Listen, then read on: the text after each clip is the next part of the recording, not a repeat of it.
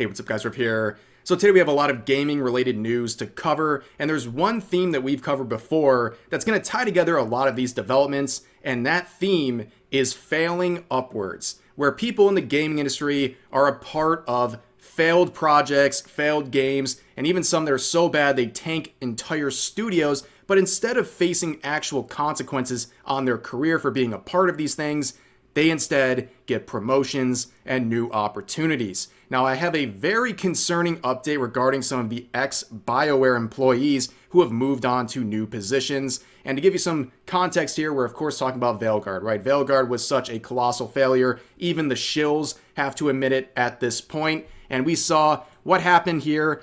Delusions of grandeur were a part of the problem here. An ex-member of BioWare and the Dragon Age team has come out recently and said, this was supposed to be a billion-dollar franchise for EA. We all know that didn't work out. This is likely the last Dragon Age game we're going to see. It was an absolute failure. Now, of course, as a result of this, there were some consequences. There were layoffs at BioWare. However, some people would immediately find new opportunities, and that includes 2 writers who then immediately found themselves with new opportunities to work on Ghost of Yotei, because of course that would happen, right? They already destroyed one beloved franchise. They're going to go try to do it again with Ghost of Yotei. But one thing that we also covered was Corrine Bush, the director of Dragon Age, and she is someone who basically jumped ship. Okay, in the gaming industry, nobody goes down with the ship anymore. She saw the layoffs coming and she ditched. She got out of there. She roached and immediately started finding new opportunities that everyone is seemingly trying to hide. People were wondering, where did she go? Well, eventually it was confirmed that she is at Skeleton Key.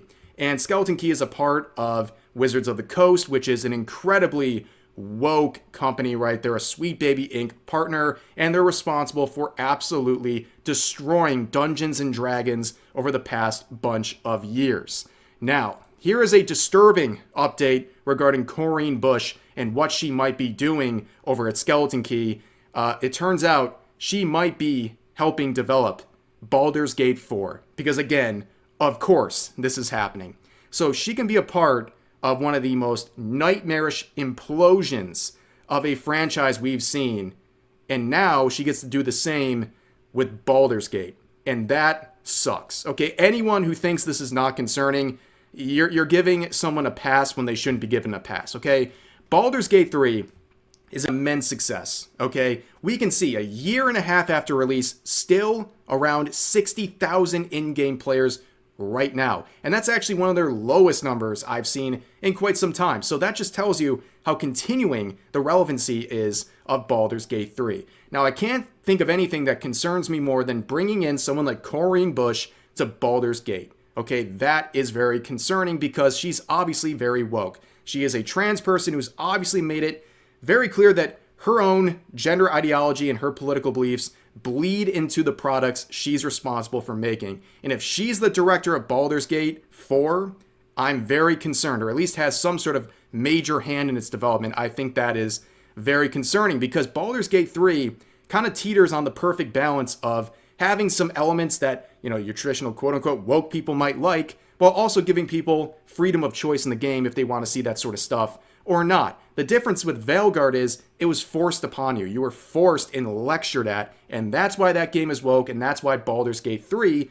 isn't woke. It gives you player choice. If you want to go out there and have gay romance options and things like that, you can. If you don't want to see that sort of stuff, you won't, because it's ultimately your choice. You have freedom of choice, and that's what makes Baldur's Gate 3 something really enjoyable for a very wide audience of people, unlike Veilguard.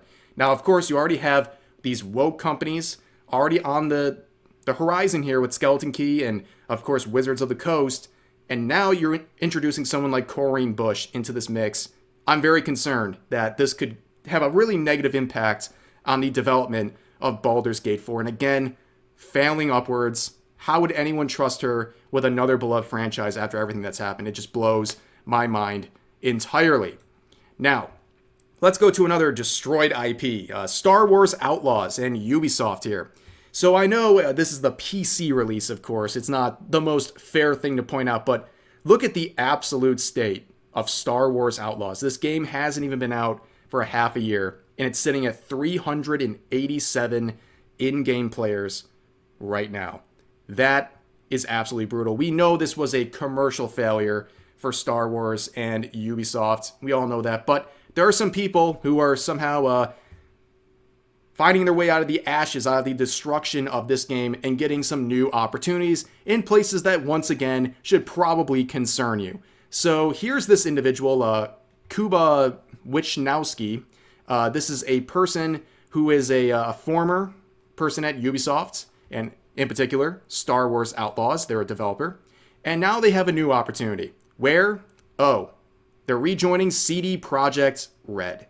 And of course, with this image, it's clear they're going to be working on The Witcher 4. Now, this again, why is this happening? How does this keep happening? I don't know.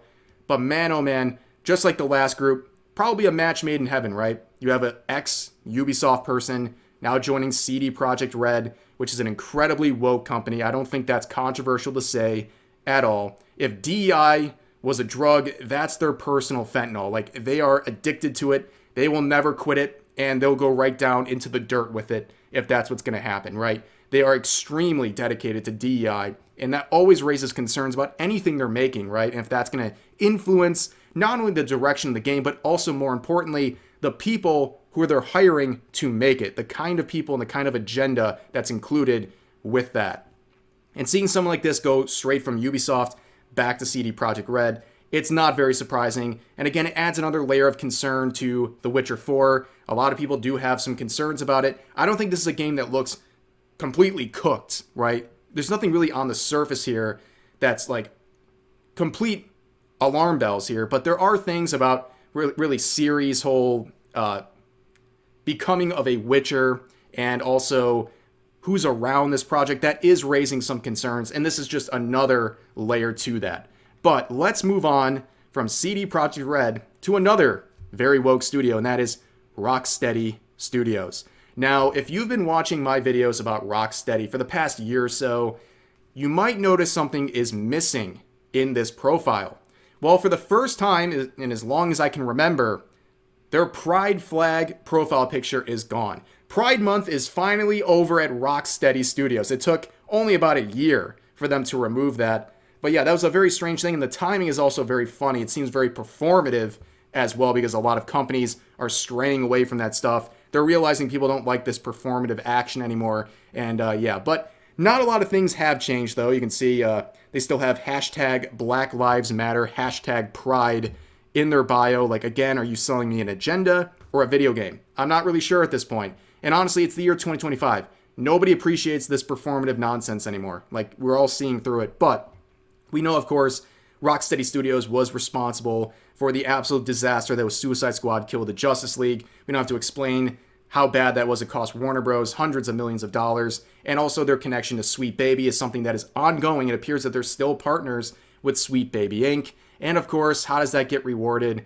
Well, with some more opportunities. Yep, because in the gaming industry, you can fail miserably, but as long as you're playing for the right team, well, you get more opportunities. And that is with the new Batman game that's in development at Rocksteady. Now, we heard about this quite some time ago, but it is now confirmed, and it's still years away from releasing.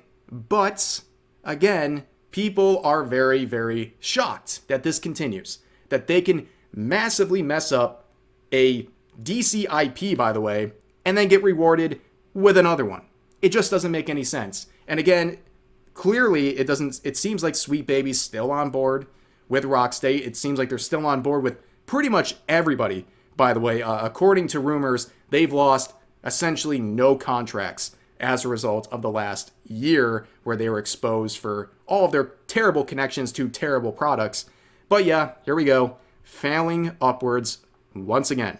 Now, we're going to return to Assassin's Creed Shadows and Ubisoft here. This is an example of failing upwards, but I just want to revisit Assassin's Creed Shadows because we have another round of bad news for them, bad PR looks, because of course they would do that again. And at this point, it's almost getting so redundant with Assassin's Creed Shadows and Ubisoft. Like, I can't even make like a the main presentation of the video. It's got to be buried towards the end because we're just like, how many Assassin's Creed videos can we make? It's getting exhausting. But here is the latest controversy, and it's a very strange one. So forced, so dumb, but here it is. Prepare for a stealthy taste sensation with the IGN X Assassin's Creed Shadows Strike with Flavor Japan Crate. Okay, so I don't know about you guys, but I love collaborations between games and IGN. People go crazy for IGN. The gamers, they love IGN. They can't get enough of IGN. Having their name slapped on there, it's an instant success. But why are people mad? For real, though. Well, down here it says, new IGN exclusive Assassin's Creed Shadows Boxu Box. I don't speak Japanese, but I immediately know there's something not right here, and people would point that out. A Boxu box. Bro, this is getting pathetic. Just give it up already. This is literally box in katakana. You didn't go with this right here or something, just the bare minimum. Ubisoft clearly doesn't give a shit. So yes, ladies and gentlemen, their Boxu box, it just literally means box. Again, with most things involving Ubisoft in this game, it's not some in-your-face, malicious example of something, but it's just so dumb. Like, basic research would have prevented this. Really, just having ears would have prevented this. Like I said, Boxu box? Really? It's just embarrassing at this point. I don't really know what else to say about this game. We're a month and a week away from its release, and we'll have to wait and see. Again, I don't think this is going to be the biggest failure of all time, but man, did they really hurt their PR and limit how high the ceiling could be for this game. And also to add insult to injury, this is a great development. So Team Ninja challenges Ubisoft to a feudal Japanese duel, announcing Rise of the Ronin will hit PC just days before Assassin's Creed Shadows. A wonderful gambit right here. I applaud them in this decision. It says down here, and yet another unfortunate development for Ubisoft's last hope for survival. Team Ninja has confirmed that the PC port for their previously Sony exclusive feudal Japan set open world samurai game Rise of the Ronin will officially release just days ahead of Assassin's Creed Shadows. This is a power move. I love it. Immediately putting a comparison point out there for this setting. And yeah, I hope it works out for them. And you know what? You can't really feel too sorry for Ubisoft at this point. I mean, they've really self-created all these problems for themselves. And again, look at the stock. It just keeps getting worse and worse. I think this is potentially the all-time low. This is the last month. It's actually managed to continue going down. If you look at the 6 months here, I mean, they're cooked, man. They're absolutely cooked. Now, speaking of cooked, there's one more thing I want to talk about in today's video. The PlayStation Network was cooked for quite some time, and this made people quite upset. How does this happen? How do you have such big technical issues? Well, you can see this article from PC Gamer, which I'll say, one of their better ones. I mean, it's still bad, but it's better than the usual. They say the PlayStation Network outage proves PC gamers were right to resist its mandatory sign-in requirement. Okay, you had a pretty good start here, but you can see they say review bombing campaigns are often motivated by half-baked culture war controversies. Of course, they'd have to include this about trans characters, queer developers, or supposed mafias of liberal writing consultants bending multi-million-dollar companies to their will. Yeah, you seem a little insecure about that. Last May, though, we saw a great example of the review bomb's utility in pushing back on genuine consumer grievance, Helldivers 2 PlayStation Network sign-in requirement. That was a big deal. And I think that was, again, as they point out here, a good example of review bombing forcing action. But of course, it says, to be fair to Sony and Arrowhead, it was communicated from the start that such a requirement was meant to be implemented eventually, and at the time, the stakes didn't seem all that high. Many players pointed to the galling exclusion of gamers in countries that can access Steam but not PSN as a reason to resist the imposition, but Sony has largely surrendered its PSN on PC ambitions, while still weirdly excluding those countries in Helldivers 2 and its other releases, and players in the global north don't seem too bothered these days. Let's call a spade a spade. Much of the backlash was because Sony's requirement was annoying and supposed player protection justification felt insulting when the move was clearly meant to force more users into Sony's PSN ecosystem, having to juggle online services you wouldn't use if you didn't have to. Another company insisting on having your email and other personal information is always annoying. Man, did Sony like cut off a PC Gamer or something? Damn, they were cooking with this one. But that's a very great concern and a great point to be made. And yeah, a lot of PC gamers felt pretty vindicated and laughed at the situation because the PSN outage was one that went on and on and on. And I don't want to hear about these player protection justifications. It's all about money. They just want you to subscribe and basically hand over cash on a consistent basis. That's what they want. And they want your personal information as well for whatever financial goal they have in mind with that. And this whole situation was a mess and a bad look for PlayStation. And really, there's nothing else to say about it. But for now, that's going to do it for this video. I know a lot of topics today, a lot of different directions. So as always, feel free to share your thoughts about today's topics in the comment section down below. Hope you guys enjoyed the video, and I'll see you next time.